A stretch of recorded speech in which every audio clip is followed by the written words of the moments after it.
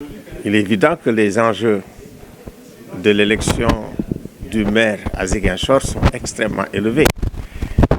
J'ai l'impression que quand on a commencé à parler de violence électorale, c'était à cause de Ziguinchor.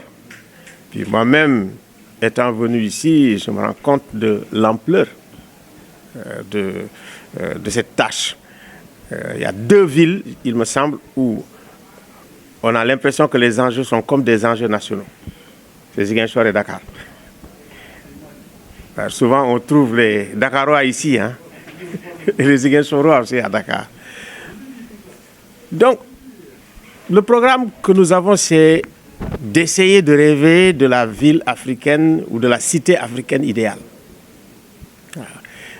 Les nouveaux défis de la ville africaine, les nouveaux défis. À Ziguinchor, ici, un des défis fondamentaux, c'est la paix et la sécurité.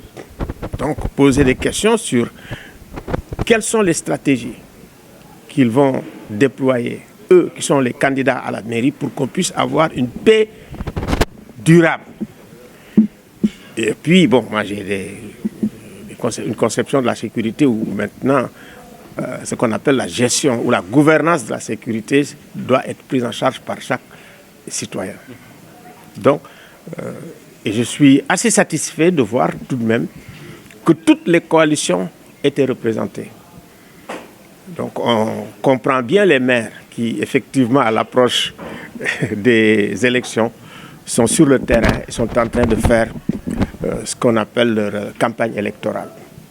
Donc, c'est d'abord de promouvoir une vie politique et une vie démocratique dans la cité. Donc, promouvoir le débat dans la cité. Et il me semble que ça, c'est un des objectifs quand même que nous avons plus ou moins atteint. Parce qu'il n'y a pas de débat politique, il n'y a pas de débat démocratique, et il n'y a pas ce qu'on appelle une démocratie concertée, tranquille, c'est trop tendu.